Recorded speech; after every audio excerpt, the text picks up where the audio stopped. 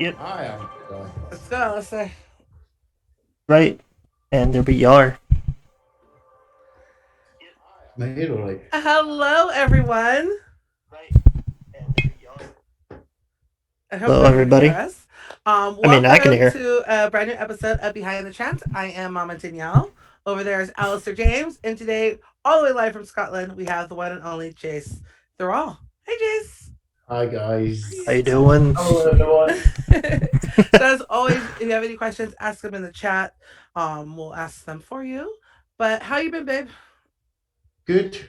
I am busy, very busy. Uh, I feel quite fortunate. I've been really busy though, because a lot of my friends here and colleagues and stuff aren't. A lot have been furloughed and stuff. So I have been extremely busy. Strangely busy though. Not music, not traveling, not gigging, not really making much music. Mm-hmm.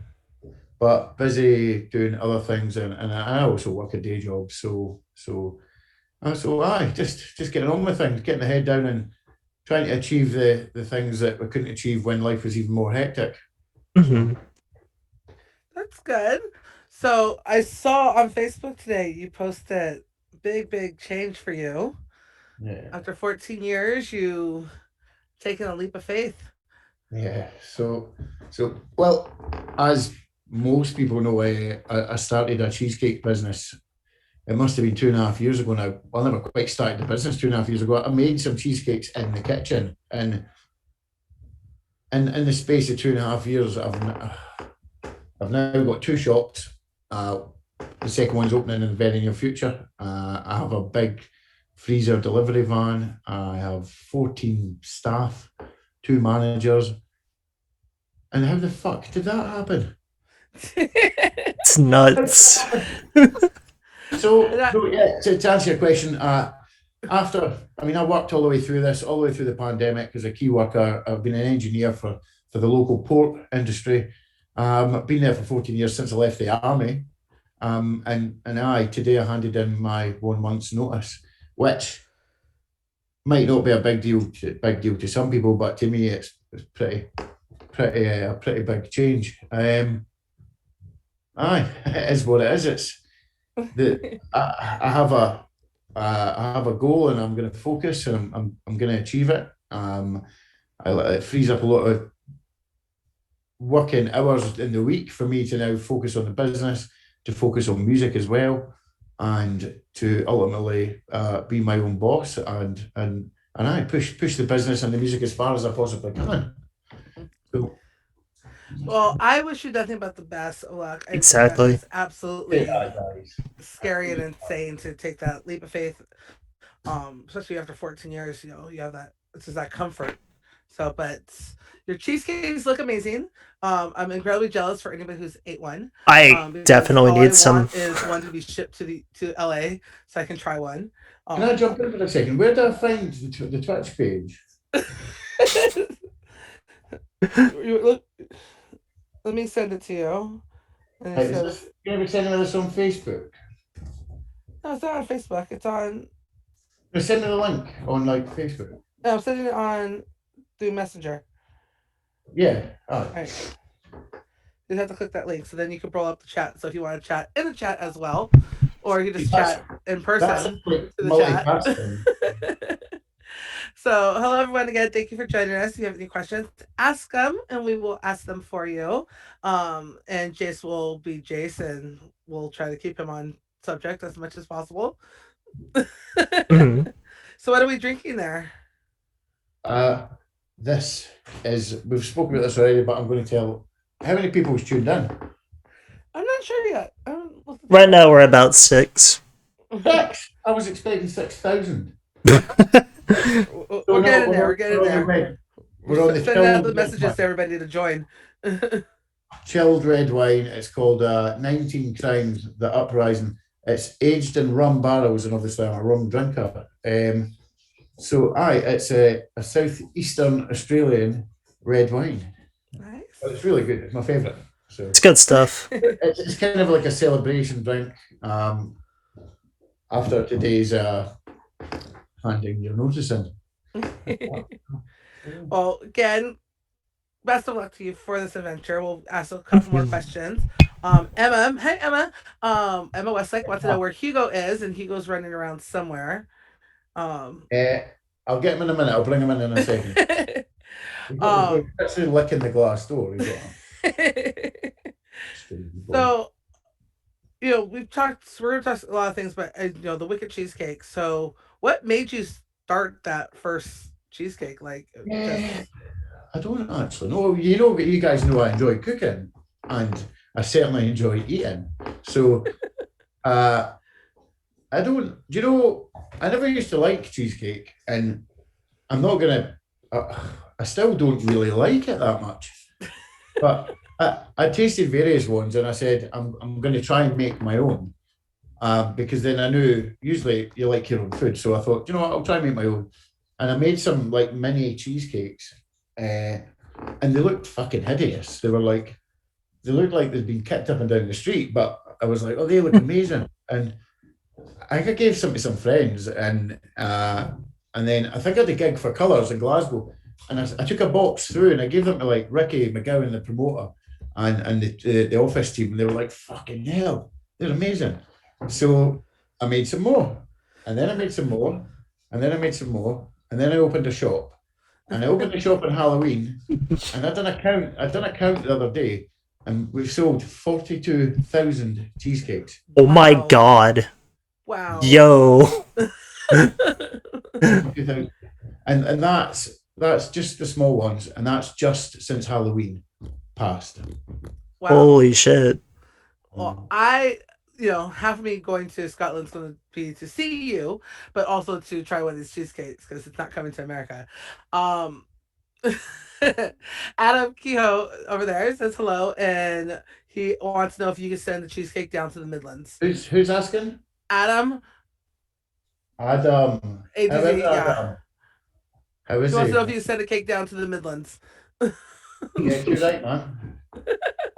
You got a truck now. I saw the pictures. Oh, it's amazing. I fucking love it. So we went looking for a refrigerated delivery truck, and then I fucking come home with this supermarket delivery wagon. So I was like, "What the fuck have you just bought?" It's amazing. Fucking so cool. So you're going to deliver it to Midlands in your truck. But we are gonna pimp the van up with graphics, with the logo. We're gonna get a big gazebo to fit, and we're gonna do it right out, and we're gonna take it to festivals, and we're gonna smash the place. Are you gonna DJ? As you do. That's a good idea. We could. Yeah. Put some turntables on there. And Trance and cheesecakes. What more do you want? Wine. Put some Buckfast in it, and you got a partner. Yeah, I guess a Buckfast like tabs or something.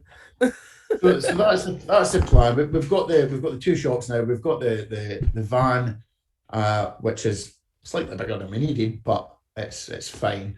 And so who'd have thought? Mm-hmm. Well, again, wish you the best of for it. Get a spot at Creamfields. Yes, that'd be awesome. Creamfields with the cheesecake. Like a food truck, merchant shack at Creamfields. You can go sell between your set and then come back. I'll hold my hand up and say I'll probably not be in any fit state to sell cheesecake at Creamfields. But I'll try. Fair enough. Cakes Wow. No. So at Creamfields actually, I'm thinking playing Creamfields this year. Yeah. If it goes ahead, that's what I look for. I'm excited for it. I've played Creamfields twice, and I've never played it. I always wanted to play it. So the booking come in, then it got cancelled, and then they've announced it again. And I'm just waiting on the final confirmation, but I'm pretty sure I'm playing. I've seen my name on flyers, so like it's going to happen, hopefully. So, Alistair. Go. Yeah. So first question for me, and it's a big one, relevant too. Recently, your remix of Fabio XB came out, and I can only imagine that it must be like a great honor to remix the late Fabio XB. So how did that come about? Okay, so to be honest, I wasn't really busy with music at all because other things were going on. And when I got the email from the guys at Enhanced and Digital Society, and they said, "Listen, Jase, we would love you to be part of this compilation, this kind of landmark point that they'd reached." And there was a couple of tracks we were looking at, and for some reason I was kind of shying away from this track in particular. Uh, Not sure why. Maybe I just thought I wasn't sure if I could do it justice because it was a big track and it still is a big track. Mhm. And then I thought I had to think about it and thought, do you know what? Fuck it. If anything, this will make me push myself. So agreed to do it. The team on Enhanced were chuffed and spent quite a bit of time actually getting this right. And sent it back to label and straight away they were like, this is fucking immense. This is really cool. Tried to add a bit of a different twist on it. Tried to put in some more energy, some more layers of energy in it, a kind of tougher kick, more a rolling bass line, and it worked. It worked fine. And the A&R guys, they were loving it. They were like, so I got it mastered. And they were like straight away. Usually that people ask for some changes here or there or whatever, but no, they took it straight away and they were chuffed with it. So I did feel some pressure, uh, with obviously the circumstances of the artist and things, Mhm. and I thought I really did feel pressure to make this, to do it justice, and I think I achieved it. The feedback's been great. I sort of support, and I know it's lined up for various other people's support. So it's just a shame that you do a track of this caliber and you can't hear it back on big speakers in a club or at a festival or Yeah. you know. So studio speakers or your headphones, it is for this one, I think. Yeah, Well, at least for now. hopefully we will be able to hear it soon live at a couple shows. So what would you say is harder? Trance career or or starting a cheesecake business? Trance, definitely trance, um, because I've edged into a niche market with cheesecakes. You can pretty much call me the Cheesecake King of Scotland. I'll take that. No, but honestly, there's not many people in Scotland doing cheesecakes, and I don't know. I think when you get, I'm not going to even compare trance and cheesecakes here, but it's all about being creative and being different. And it's the same with music. You always try and add elements to different. You put your touch on things, and the cheesecakes are the same. You just need them to stand out a bit more, like your music.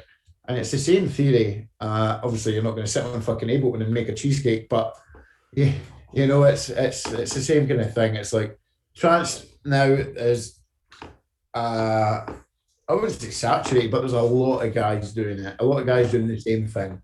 Tons actually, in fact, thousands, all trying to achieve that same thing. A lot of people selling templates and sample packs. This, in my opinion, only means that it's going to make more people's music sound the same, more elements of the same tracks and more tracks. So I think creativity here is key, and the actual sound production part of making the music is also key. Is come up with sounds and ideas that nobody's heard yet, or that have been in the past, and you're bringing them back. But just now, I do think that the trance sound is slightly oversaturated. I've thought this way for a while, and that's why I always try and bring. I either do vocal tracks or I do quite hard tracks. Often with Will, we've done a number of collabs on various labels, and they always sound fucking cuckoo because when I sit in there, when you sit in a studio with Will, you just bounce the fucking maddest. I mean, who calls a fucking track chickens? You and Will did. You and Will did. You even brought a chicken onto ASOT. So I mean, and Will's a very very good friend of mine. So you don't think twice about just being fucking daft and just coming up with the daftest thing. So, but no, so to answer your question, I went off on one there. Is Cheesecake's a lot easier. The trance game is a lot harder. I mean, there's some fucking amazing producers in the scene For just sure. now, and they're all doing so well. But then again, the really good ones that I inspire have all got their own little sound. They stand out in their individual way, and I think that's key. Awesome. I I love your vocals. I love your harder stuff. So keep making your own sound because I Mhm. think you're dead on. It can't start sounding the same, and that's what No, separates you guys. So What I'm curious to know, like, in your opinion, what artists do you think will break through to be like the next big thing? right, okay. So I'm not sure who'll break through, but I can tell you who I really like, who I think's unique and got a really good sound going and whatnot. So obviously Darren Porter. I've been a big fan of Darren for a long time. Mhm. He really does make fucking good, powerful trance, and he's so good at what he does. And I think his tracks are way ahead of others. To me, they stand out miles. Always been a big fan of Darren's. Always been a good friend of Darren's, and I wish him all the best. I think he's really good. He's a good DJ. He's a very Mhm. nice guy, and I wish Darren all the best. Another couple is I am this guy's biggest fucking fan, Paul Denton. For sure. If I play a 12 track set, it's usually got 11 Paul Denton tracks in it. He's fucking good, and his unique is actual production quality is phenomenal. I have so much time for Paul's music. I've always been a big fan, even more so lately. As soon as I see a promo come through with Paul's name on it, it's like grab it straight away. Big fan of Paul's, and I think Paul will do well. He's a nice guy. Mhm. So big fanboy here of Paul. Who else I like? Does it just have to be trance? no, No, it could be techno, or it could Okay. be prog. It could be whatever you want it to be. hard style, Um, but no dubstep. no dubstep. Oh. Yeah. No, I'm just trying to think now. You put me on the spot. A big fan. Always been a fan of Maria Healy. She's another good friend of mine, and she's nailing it. She's track selection's phenomenal all the time. She's a good DJ. She's a lovely lass, and she's a good friend of mine again. And I like seeing Maria do well. I actually think Maria's playing same show as me in Glasgow. I think for a Trance Fest. I Yes, think so. Aye, hopefully this goes ahead. I'm Glasgow's. hoping it's going to go ahead. I'm hoping I can Uh, go. that no, lineup is insane. It's like it's luminosity in In aye. Scotland. And, Like everybody's on it, and they keep adding people onto this lineup. It's insane. the Like venue is fucking phenomenal. that's what I was going to ask. How is this venue like a really big outdoor, indoor venue? Did you see the videos of me playing the techno tracks with the big crowd? The Mm. room. Mhm. It's that's the venue. So that's Ooh, one of 4 yes. rooms. It's when the arches got closed, it was the next best thing, and they done stuff to the venue.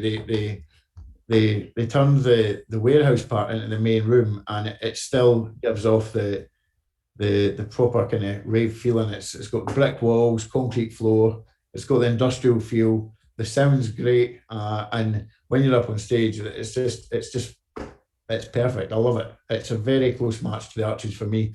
And there's various rooms. There's I think there's 3 or 4, maybe more.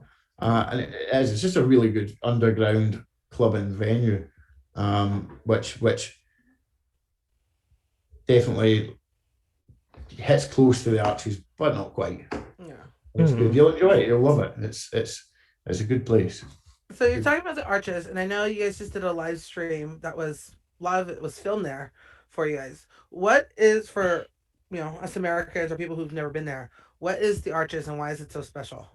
Okay, so the Arches was always a venue, not just a nightclub. It was a venue in Glasgow, Mm-hmm. and it's based underneath a railway station. in Glasgow City Centre. So imagine you're walking through an old brick tunnel, right? I'm not quite sure you get them so much in America, but an old brick tunnel underneath like a railway arch. And the venue was made up of like 1, 2, 3, 4, possibly 5 long arches. And at the end was like a bar and some of them. The ceiling was curved in an arch, and there was the main room. They had a small room called the playroom. All these rooms had an arched roof from walls, and it just fucking generated some of the best, maddest atmospheres I've ever witnessed. Now, I went clubbing there from maybe 17, and then I think I got my first gig there. God, maybe 20, 21. And you start off playing in like the playroom, which is the smallest. Then there was a small arch, a middle arch, and eventually you kind of get up to playing the main arch. And I think I played in that club about, I don't know, 15 to 20 times, a few times in the main arch. And the Scotland are renowned for being loud clubbers, loud, here we fucking go, and all this. You're the best kind of clubbers. A lot of people like that fucking chanting, but that whole club screaming when you're playing is something that will never leave. It's phenomenal, and it's just the atmospheres in there, man, were unmatchable. The sound was great, the lighting, it's just a very special place for a lot of people in Scotland. Not just for the trance, they had techno, house, student nights, they had fucking art nights and venue and wedding. Oh wow! Yeah, and the food places, it was open to a lot of different creative arts and food, street food things. It was a great little venue, and I'm pretty certain it still does a lot of this. But no, it was a big venue for Colours, who have been playing for now for 10 years, and Pressure, which is the techno night. That was another big one in Glasgow's Arches. So it was sad to see it go, and it was nice. It was really nice to be back and performing there for the live stream. It definitely smelled better when we went back recently,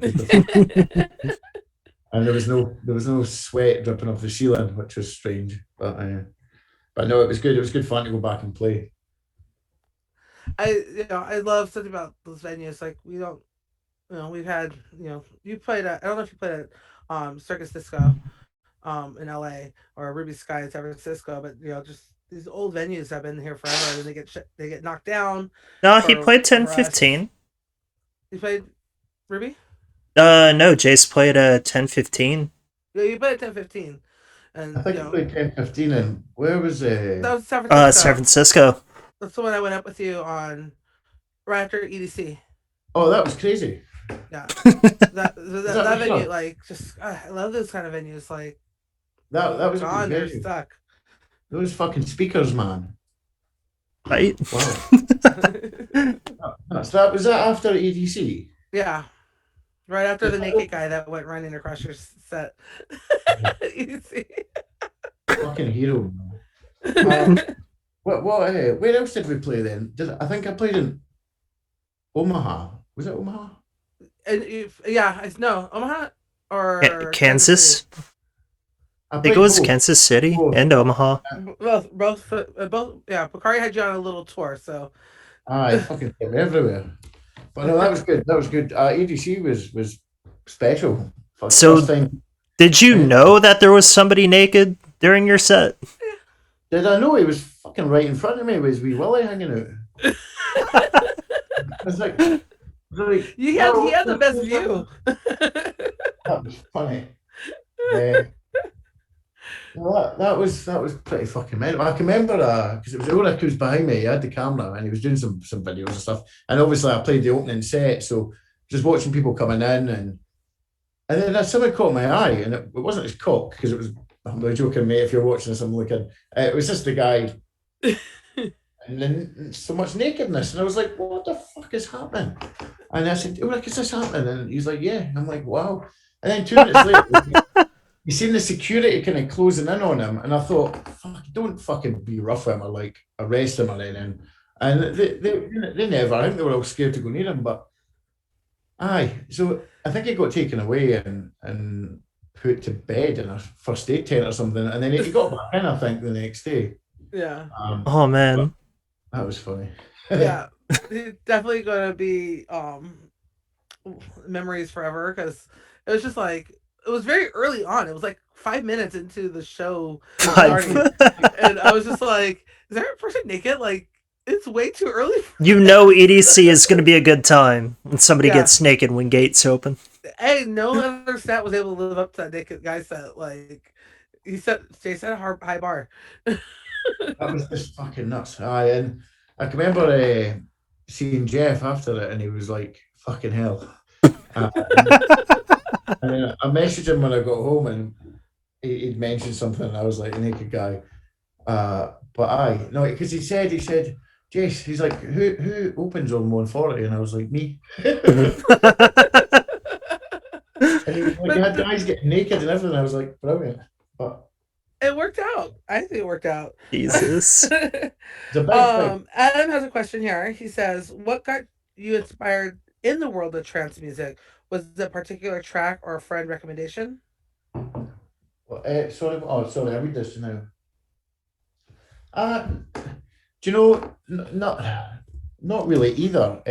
I grew up listening to like old school and hardcore music when I was like 11, 12, 13, and I think it just evolved into techno and trance. And I mean, I listen to both just as much. Probably, I'll probably listen to techno more than I listen to trance. And uh, aye, it's stuck with me for all these years. I've not come into it in my 20s or in my 30s.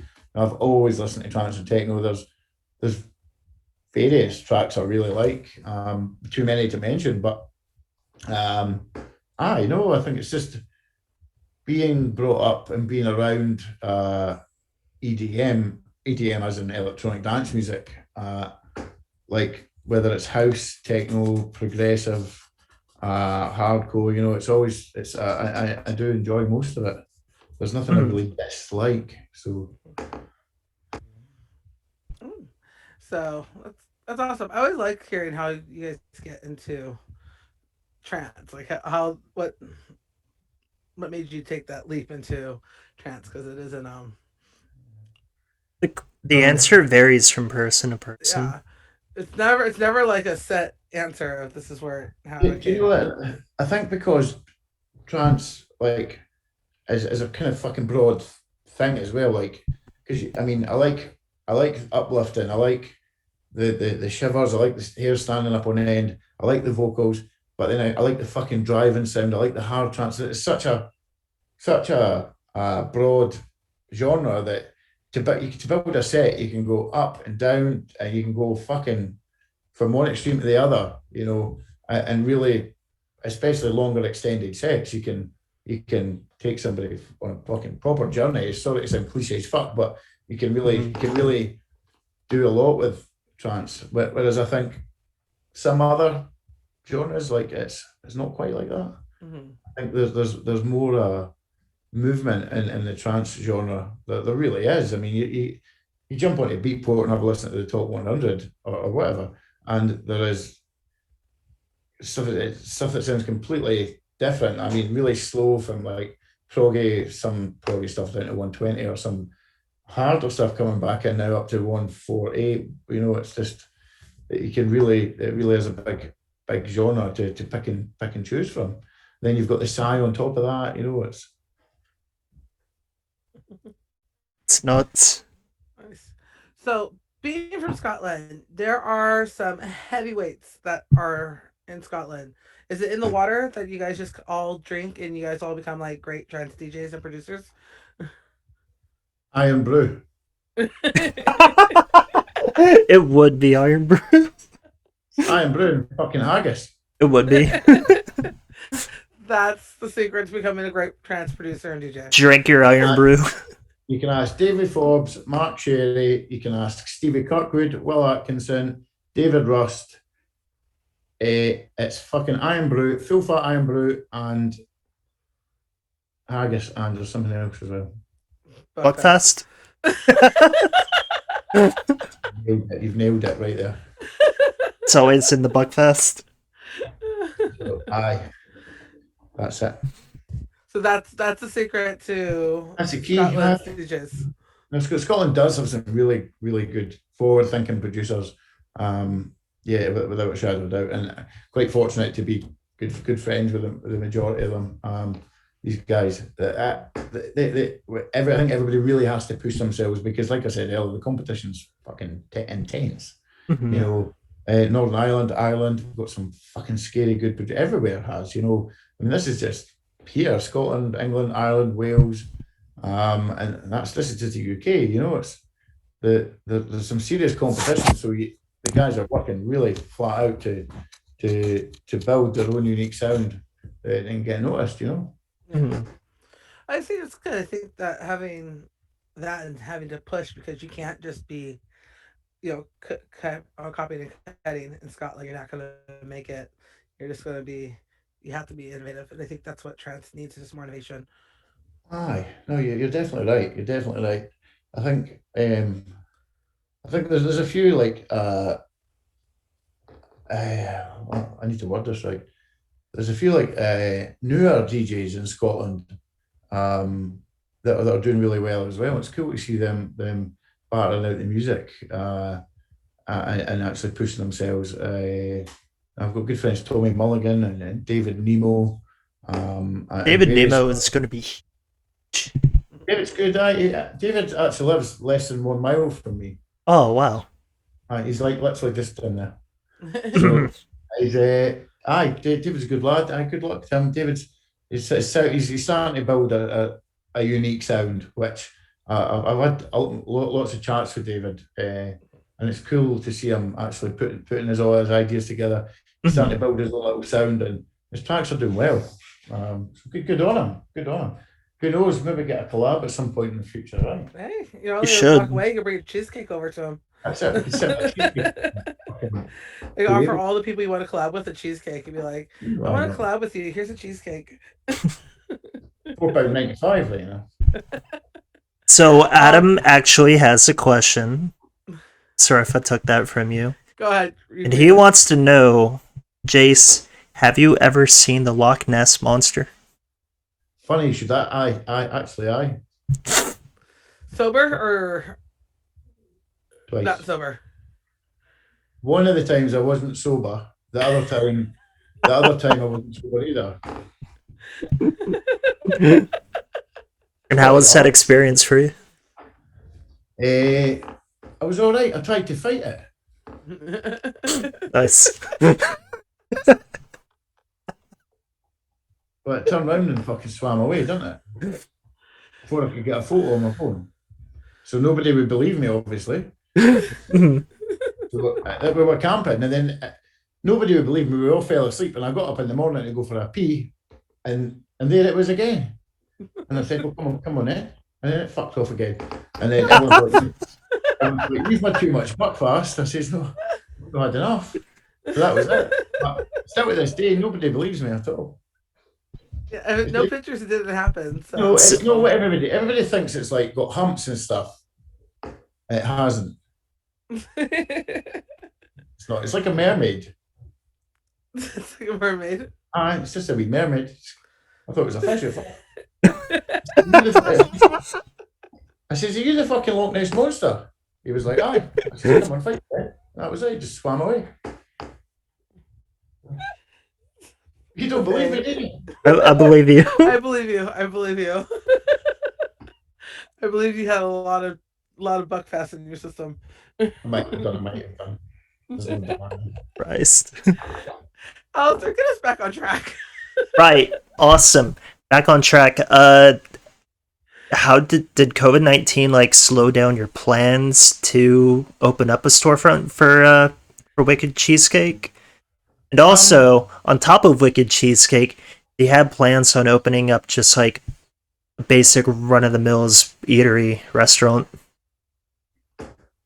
I never had any plans to open any kind of shop at all until round about July last year.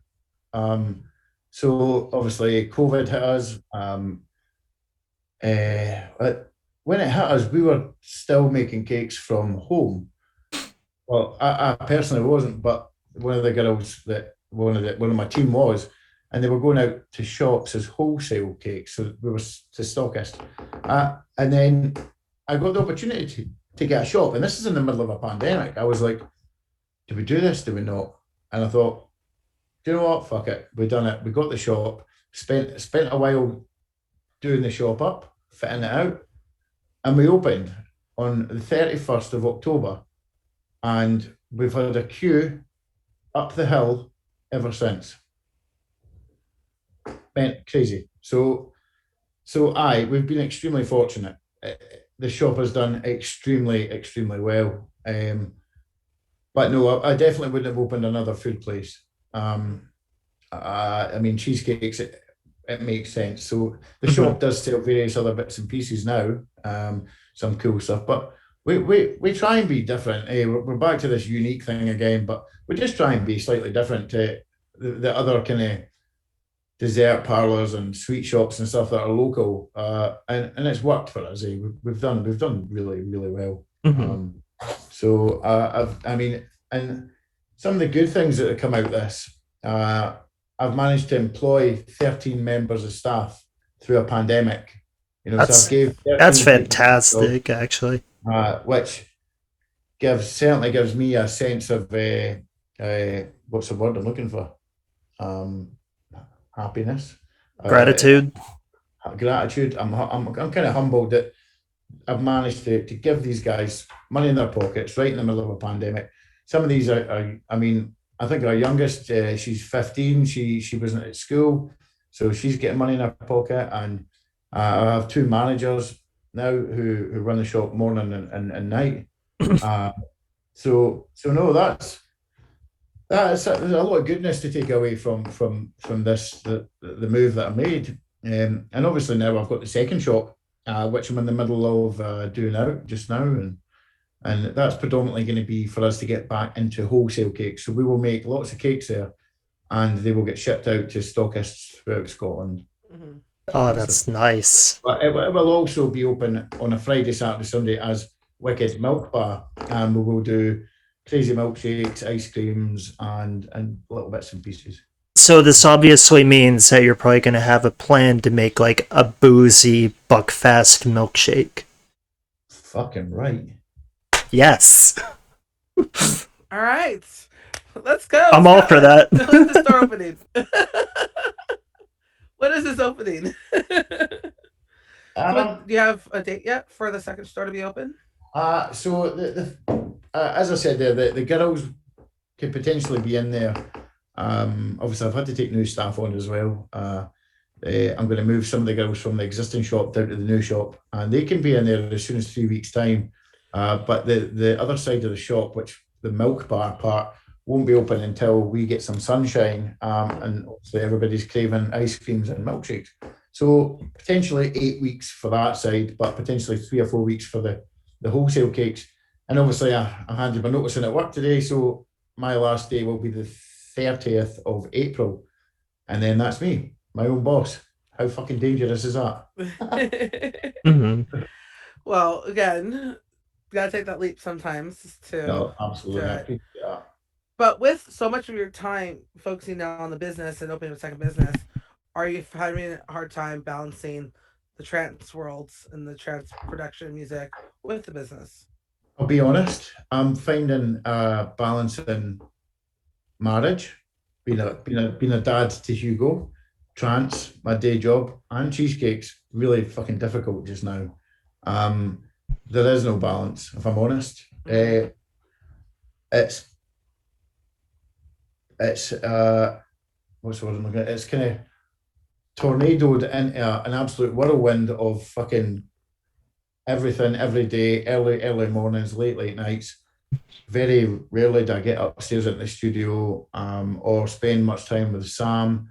I mean, don't get me wrong, we go to bed every night together, but like we should be sitting having dinner, and you know, things could be a lot better just now, but the things need done, and hence this is the reason I've handed my notice in, because that will then give me 46 hours a week to focus on the business at 5 o'clock, I can come home, I can be a husband, and I can take my crazy dog for a walk. You know, it's the simple things. Mhm. So this is one of the main reasons why I've handed my notes in today at my work. So Well, I hope we get that balance and spend time with both Sam and Hugo. I So guess this is a sign that you should probably make, I don't know, Will manager. for the cheesecakes, Yeah, I think Will Atkinson would be a that'd be crazy. No, that's absolutely a fantastic. horrible idea. No, it's a fantastic idea. That'd be absolutely he, a he, horrible co- he idea. was he come to the shop no long ago. In fact, he come to my house and we done like a video. Did you see the video where I dressed up as Santa? Mhm. Yes. So like my fucking neighbours are in the street and I'm running about with a hammer dressed as fucking Santa my neighbours are like, what the fuck are you doing? I'm like, don't ask. And then obviously Will doesn't give a fuck because he's here, then he's gone. I have to deal with his neighbours daily. So and then we went up the shop and I had a penny on him and I had him making milkshakes and stuff. He's just a fucking lunatic. So See, he would be perfect. I So I have another question. So, as you may be aware, Harry Potter was filmed in parts of Scotland. Have you been to the Highlands and the famous railway bridge to Glenfinnan? I'm feeling. I've not. I'd like to. We actually spoke about doing. Uh, there's a 500 mile. Is it 500 mile? There's a route you can do in Scotland which takes you all the way up the east coast, right round the north, all the way down the west coast, and then back. It's called just I can't remember what it's called. That's embarrassing. Wait there, 2 seconds before I get shot.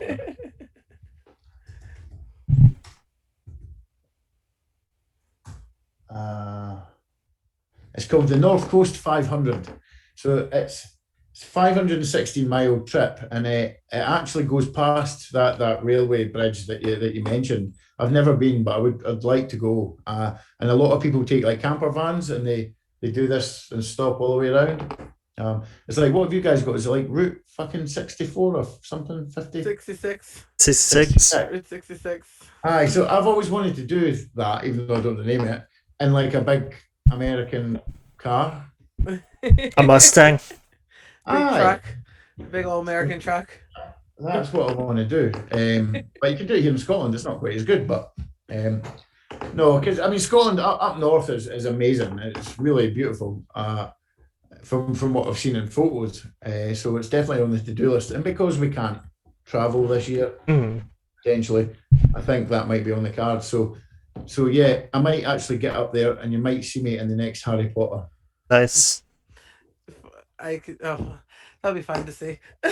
I know I myself need to make it out to Scotland to go visit the Clan Castle. Actually, of all things, a castle. Edinburgh Castle. No, Duntroon. Dunshroom. Where's Dunshroom? God. Sounds like a cross between Dunfermline and Mushroom. I don't exactly know. I know that it's the castle associated with my clan, the Malcolm clan. I love the fact So we that need to find it. for you to smoke for this. Sam will kick my fucking ass if I smoke in a room. So I'm now at the back door. It's on camera, so we can't. In fact, where is Sam actually? Just gonna yell at you for smoking in the house. She will. So here's say hi, Sam. Hi, Sam. Sam. Here's a big There's man. Hugo. He's comfy now. Hi, Hugo. I think there's your smile. There's Hugo. Hi, Hugo. Hi. Aw. What a good boy. Hustler, go ahead. Let's get us back on track. Right, yeah. Shoot. So what fuels your passion for trance and food? Trance and food. I love both. I just tough question. Always been a big fan of dance music. It's all I know. I do like some other genres a little bit, but if I listen to any music, it's dance of some sort, and trance has stuck with me for years. Probably the melodies, and again, what we spoke about earlier, I've been such a a wide kind of broad genre. I've just always had I've just never got bored of it really. Sometimes it's taken me longer to find artists I'm into. But it's always there. You just have to go and find it.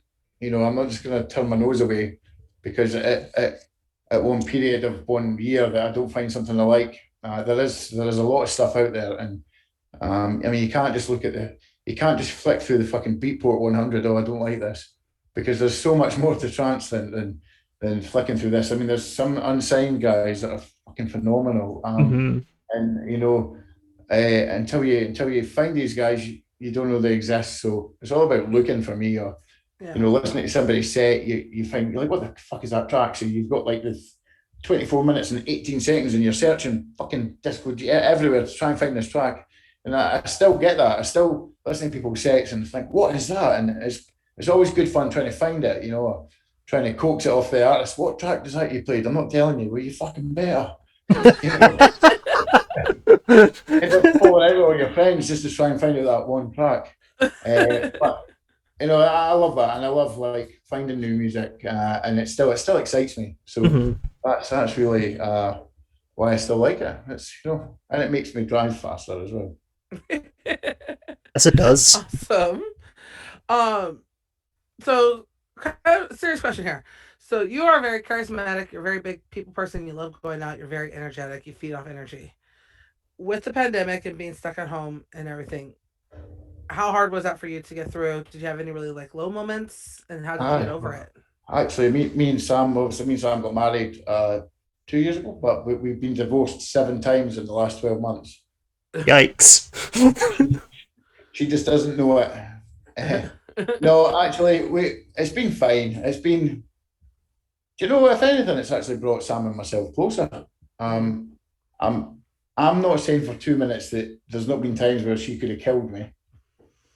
Probably once a day. But it's family-wise, I don't really have a big family. My mum stays down in England, and my dad stays in Thailand. He's married, and I've got a little sister over in Thailand. So because of restrictions and flying restrictions, my dad works in the North Sea offshore. So usually he comes offshore and goes back to Thailand, but he's been unable to a couple of times. So I've been able, he's had nowhere else to go. So he's had to come and stay with me, which has been good because I haven't really seen much of him in years. And my mum managed to come up in between tighter restrictions. So we've got some time with my mum.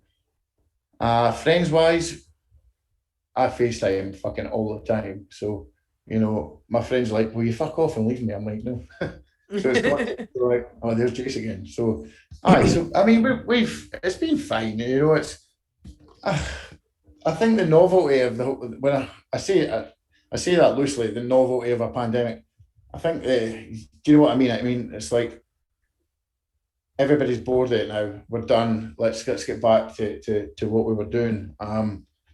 I think everybody just wants normality back. But for sure, I've actually not been bad. As I mentioned earlier, I've worked every single day through the pandemic at my day job because we were key workers. So there was no time off, and we just got on with it, which meant there wasn't much time to sit and ponder.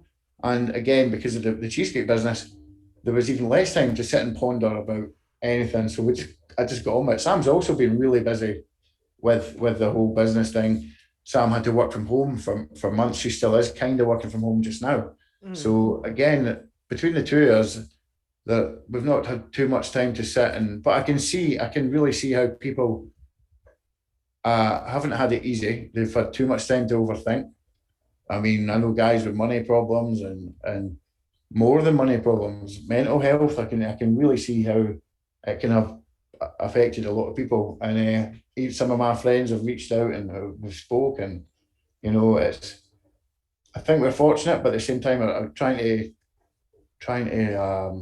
like keep an eye on all those that aren't so fortunate, that are close to me, and my door is always open, even if you have to sit in the garden at this current time. But I wouldn't like to see anybody struggle through this. It has affected everybody in a completely different way, whether it be working, schools, childcare, money, jobs. There's so many different aspects, and there's so many different parts to it. But we have been fortunate, and I'm thankful of that. But I'm also well aware a lot of people haven't been that fortunate. So Well, I'm glad that you guys have been good and your mentally you for you are getting there yeah, and but I think it's for me it's similar. I've worked every single day.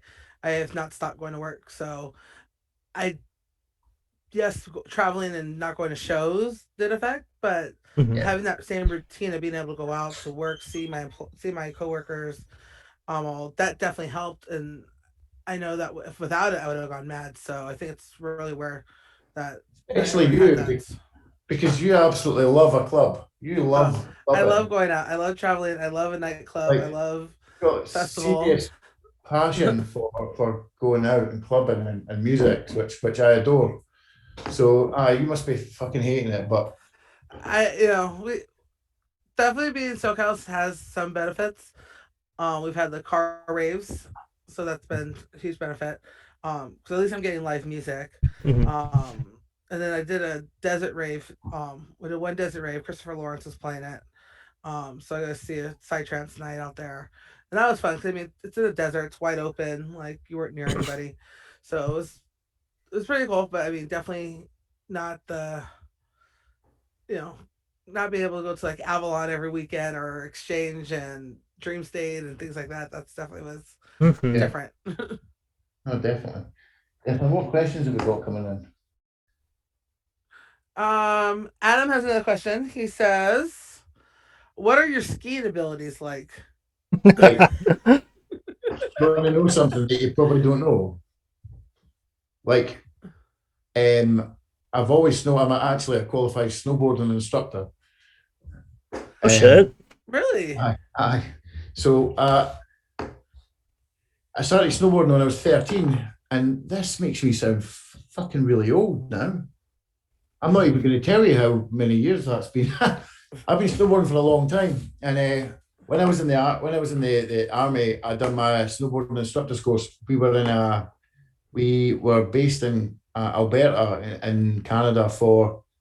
I was there for nearly 2 years, and we went to Banff in the winter, and I done my instructors course, and I passed the second time round because I was drunk the first time. Of So course.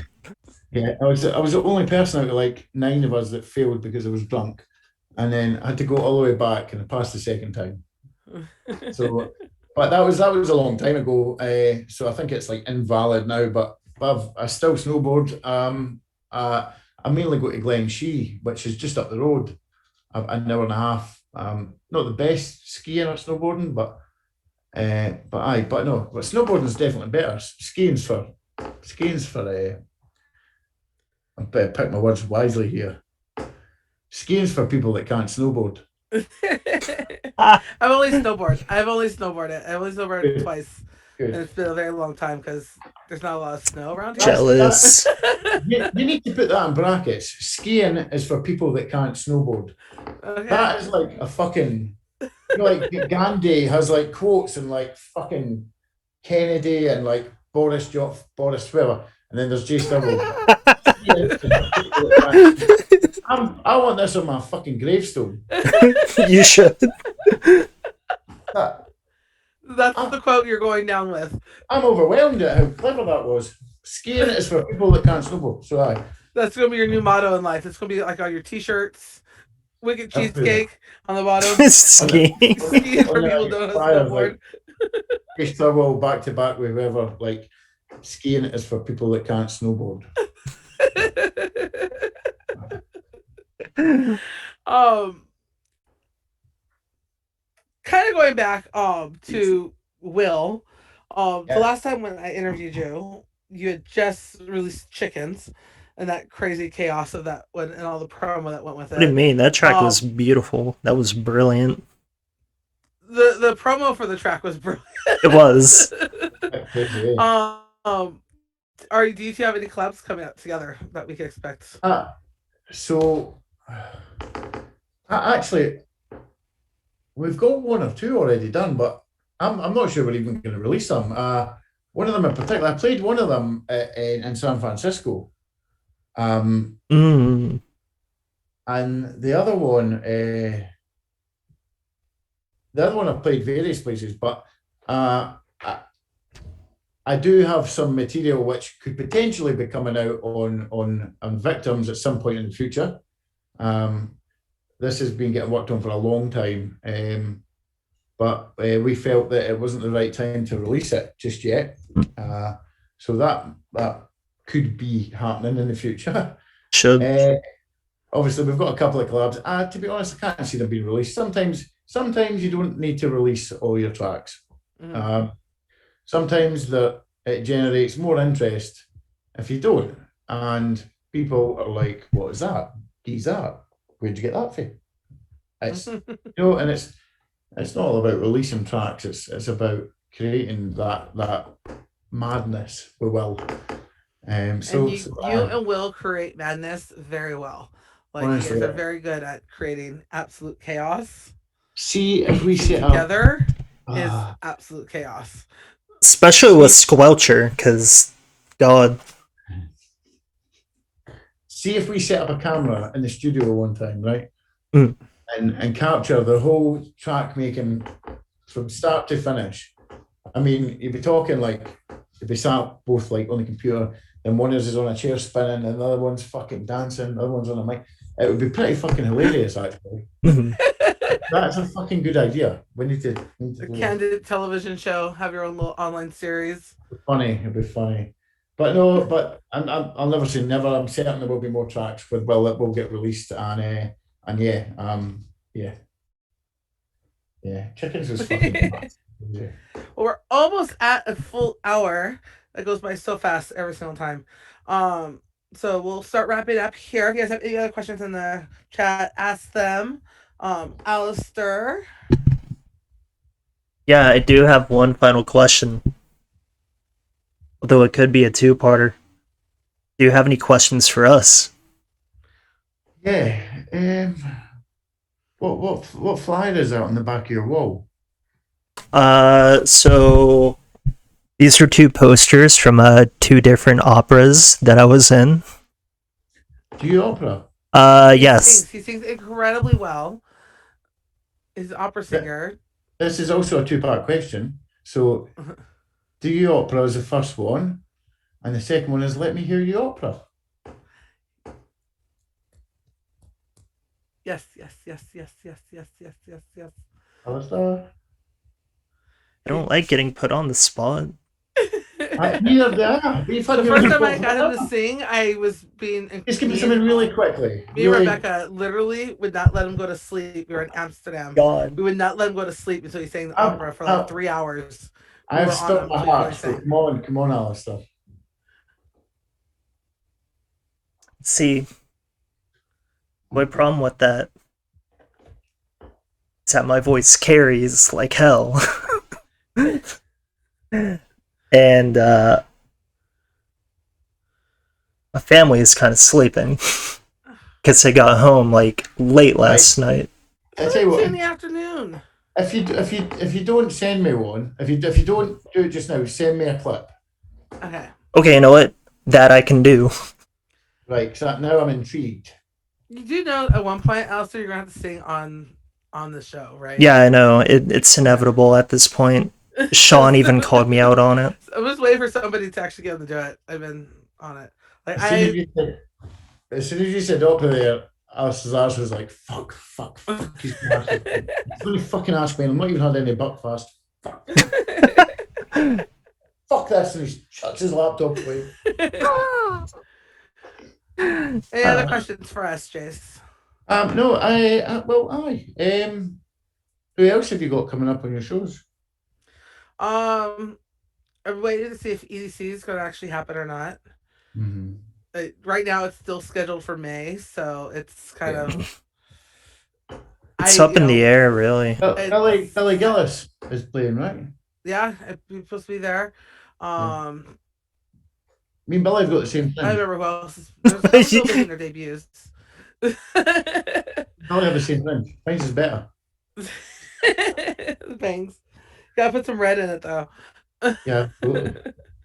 Or cut So yeah, so if EDC happens, it will be absolutely amazing. I mean, you've been there. It's magical. Just Loved it. Loved it. so it'll be very nice to be back.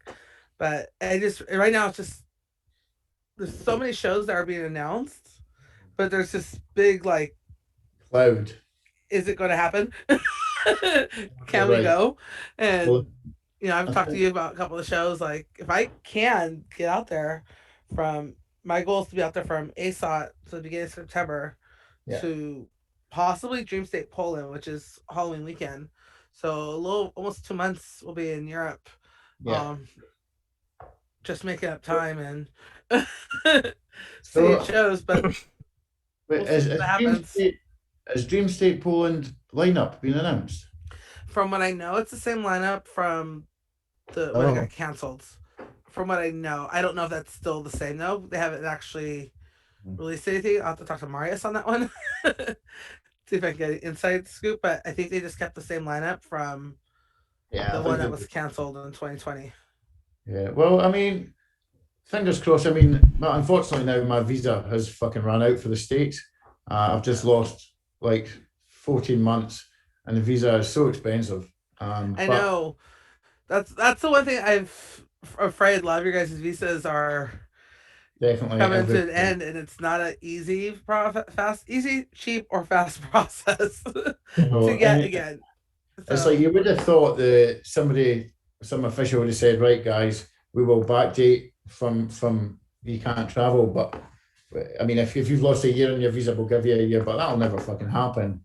And I mean, they're not cheap, they're expensive. And I'm in the unfortunate position where I do get to play the States quite often, not as much as I would like, but a lot of these guys like one gig and that's their visa paid, and it's not like that for me. mhm. So there's a number of gigs to pay for your visa, and it's a long time, it's a long process. So I'm don't get me wrong, I'm going to do this all again and get a new visa, but it's fucking heartbreaking because it's so expensive, such a pain in the Yeah. arse. And you lost 14 months. That's it's Mhm. over a year worth. That's 3-4 gigs at least you could have possibly thrown in there. So But at least I had my visa though. Last time I played, remember where were we playing? oh my god, I remember that show. I'm not going to say anything. Yeah, you ended up doing open to close that day 'cause God. other people Yeah, didn't have I'm not. visas. I'm not going to say anything more on that. But Yeah, but I mean, it was a great open to close. oh, God. So my final question to you. So pre-pandemic, we've all taken things for granted. What's something you'll never take for granted again? Yeah, overpriced airport sandwiches, definitely. No, just the whole complaining when commuting through an airport or waiting. And I know some of us do it more than others, and when touring it's a ball ache. But just now, I would actually go to Edinburgh Airport just for a holiday, and then I'd come back again, just to look at the shops and have like £14 fucking burgers and just that kind of stuff. 16 quid coffee, oh fucking great. Hmm. Can you fold the seats down and you try and get comfy, but you can't. I miss all that. I miss all that. Same. Yeah, I flew to. I got my second shot, so I got vaccinated. Flew to Costa Rica, You get and it was vaccinated so. already? Yeah, I got vaccinated already. We're Alice, are doing you? really, really well with vaccinations. I get my second vaccine next week. Yeah, California is doing really, really well with the vaccination process. But yeah, so I flew out to Costa Rica, and just driving to the airport was like, I'm at LAX. I'm here again. I never thought I'd say it, but I miss LAX. There Yeah, you go. we ordered a bunch of drinks that were really overpriced.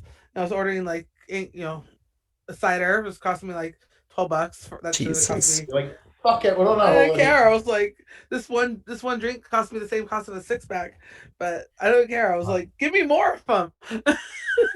Madness, madness. So it was But fun. I don't think I'll take it. I don't think I'll ever moan about flying and traveling and stuff again. You know, I fucking genuinely miss it. Really, really miss it now. Yeah. Maybe I just love the feeling of taking off and being in the air and look out the window and see and I maybe won't miss flying to Argentina because that's like a fucking 14-hour direct flight. It's the God. worst. But it's so rewarding when you get there because it is amazing. Argentina is on my list. So hopefully we The get shows. fucking Well, they're doing shows right now, but I it's know. only local and it's only for like 80 to 100 people. So the shows are selling out because Argentinians pack a club. Oh man, honestly, like I would kill to go back and play so soon. Oh, get shivers thinking about it, man. Aye. Yeah.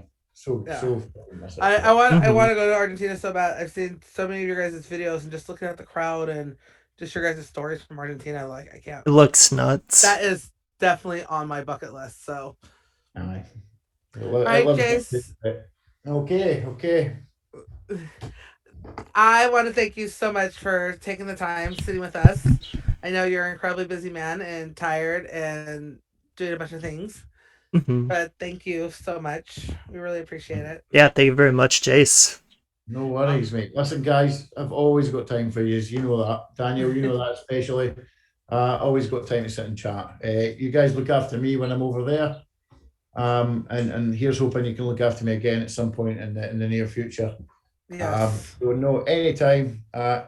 Give me a shout and we can do this anytime. All right, I will Alistair's be there. in Thank you. Of contact with you so we can make plans for when I go to Scotland. course. Because that's the goal. I will be there. So, Mhm. Perfect. Well, but listen, love thank you. you. Thanks for having me. No problem. Big Bye. Thank you, love. everybody. We'll be back on Sunday, with Manuel Lasso. So Right. 10 o'clock. Yeah, Manuel Lasso Sunday at 10 p.m. our time. So that's early your guys' time. So I don't know what It's time that like is. 6 a.m. I have no idea what time that is on your side, but we're getting him before It's he takes 6 off to a.m. work. Yeah, tell So Big Manuel when he comes on, tell him to kiss my ass. I will be more than happy Tell, to tell him pass that message on. I miss going to Italy so he can kiss my ass. Tell Hugo and Sam hi for me.